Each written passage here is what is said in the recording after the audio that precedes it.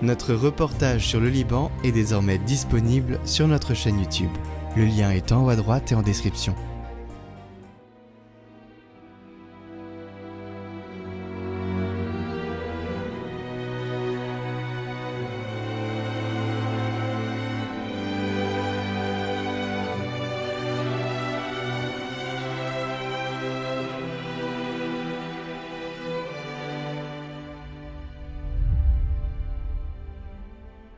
Lecture du livre du prophète Michée.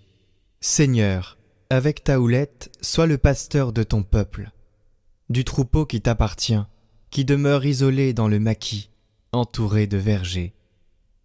Qu'il retrouve son pâturage à Bashan et Galaad, comme au jour d'autrefois. Comme au jour où tu sortis d'Égypte, tu lui feras voir des merveilles. Qui est Dieu comme toi, pour enlever le crime, pour passer sur la révolte, comme tu le fais à l'égard du reste ton héritage. Un Dieu qui ne s'obstine pas pour toujours dans sa colère, mais se plaît à manifester sa faveur. De nouveau, tu nous montreras ta miséricorde, tu fouleras aux pieds nos crimes, tu jetteras au fond de la mer tous nos péchés. Ainsi, tu accordes à Jacob ta fidélité, à Abraham ta faveur, comme tu l'as juré à nos pères depuis les jours d'autrefois.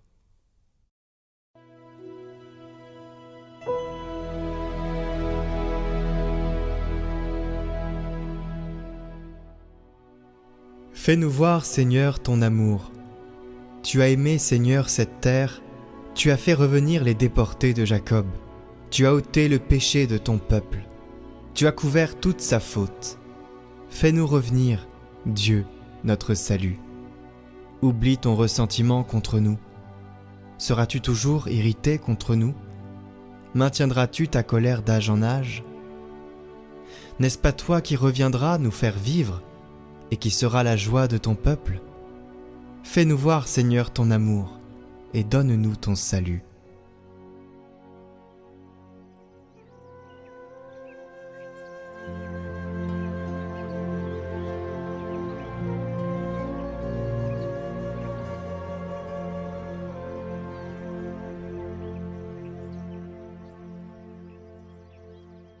Évangile de Jésus-Christ selon saint Matthieu.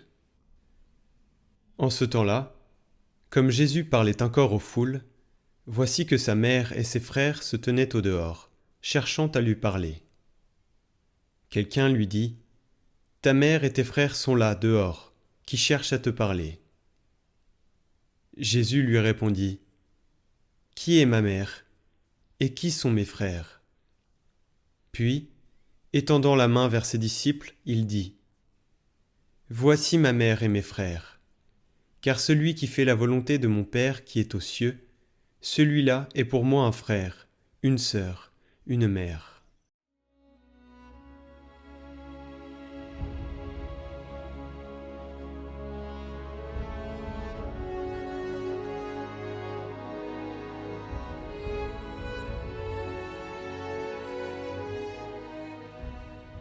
Commentaire de sainte Catherine de Sienne. Vous participez à la substance de la vigne. Sainte Catherine de Sienne a entendu Dieu lui dire : « C'est moi qui suis la vigne. Mon Père est le vigneron. Et vous êtes les rameaux. Telle est la vérité. C'est bien moi qui suis le vigneron, puisque toute chose qui a l'être est venue et vient de moi. Ma puissance est incompréhensible. Et par ma puissance et ma vertu, je gouverne tout l'univers, si bien que rien n'est fait ni ordonné en dehors de moi. Oui, je suis le vigneron. C'est moi qui ai planté la vraie vigne, de mon Fils unique, dans la terre de votre humanité, pour que, vous, les rameaux, unis à cette vigne, vous portiez des fruits. Qui ne produira pas le fruit des œuvres bonnes et saintes sera retranché de la vigne et se desséchera.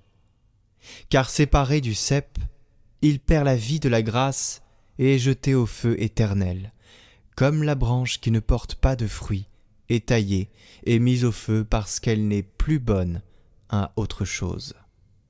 Ainsi en va-t-il pour ceux-là. Coupés de la vigne par leur propre faute, s'ils demeurent dans le péché mortel, la divine justice ne peut rien que les jeter au feu qui les brûle éternellement.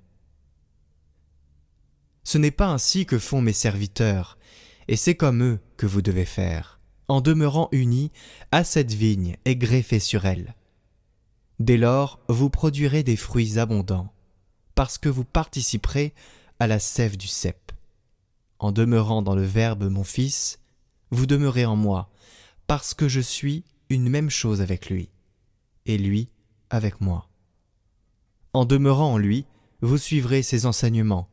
En suivant ses enseignements, vous participerez de la substance de ce Verbe, c'est-à-dire que vous participerez de ma divinité éternelle, unie à l'humanité, et puiserez en elle un amour divin où l'âme s'enivre. Voilà pourquoi je t'ai dit que vous participerez à la substance de la vigne.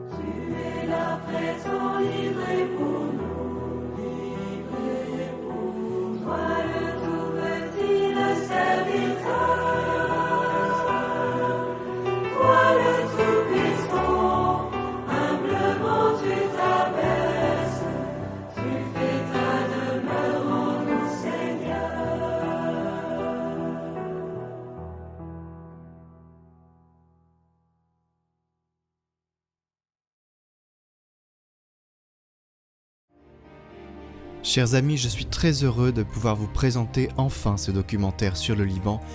Il est très touchant, je vous invite à aller le voir. Il est en haut à droite et en description. Merci pour vos soutiens et à très bientôt.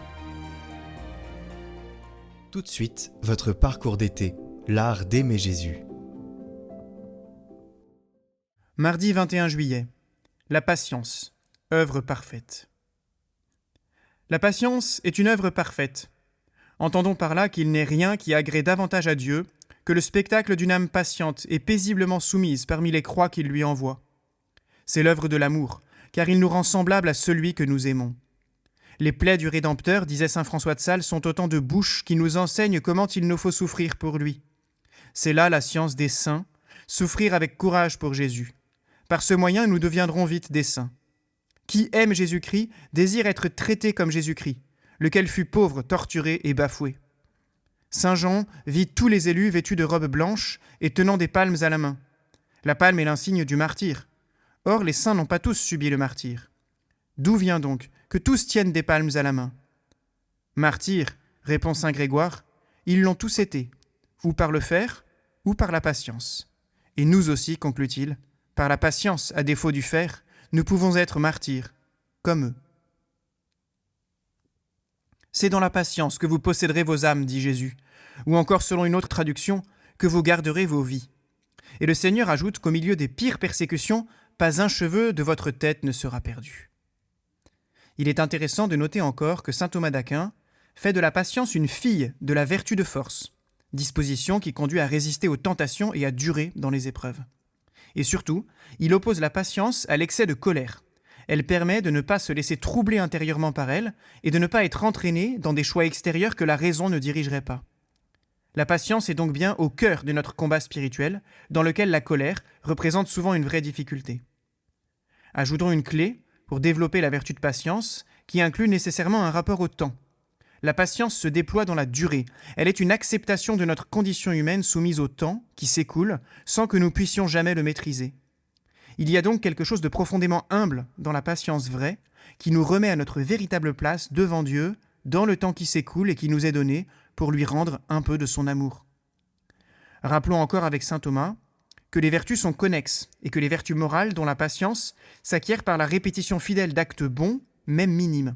Ainsi, exercer la patience dans de petites circonstances du quotidien, au volant, en famille, au supermarché, au travail, permet de faire grandir cette vertu par laquelle nous faisons face aux grandes épreuves et même de développer par capillarité les vertus connexes de maîtrise de soi, de tempérance, de sobriété, de chasteté, de douceur. Mais ajoutons, pour terminer avec saint Augustin, que la patience véritable, celle qui nous oriente vers Dieu, ne peut être exercée que par lui et pour lui, sous l'impulsion de la grâce et avec l'intention ultime de la charité. Cherchons quelles sont les petites occasions de patience qui nous seront données dans notre journée, et prenons déjà la résolution de les vivre au mieux en les offrant par amour pour Dieu. Demandons ainsi l'art d'aimer Jésus et prions avec saint Alphonse. Ô Dieu de tout amour, ô Seigneur des cieux d'en haut, vos traits sont si doux, si gracieux à regarder qu'un seul regard serait une béatitude ineffable. Vous êtes béni, vous êtes le seul, l'unique qui peut combler mon cœur de son amour. Ô beauté suprême et splendeur infinie, ô source intarissable et océan de délices, ô vie qui me fait vivre ma véritable vie d'en haut, je vous donne, Seigneur, mon amour tout entier.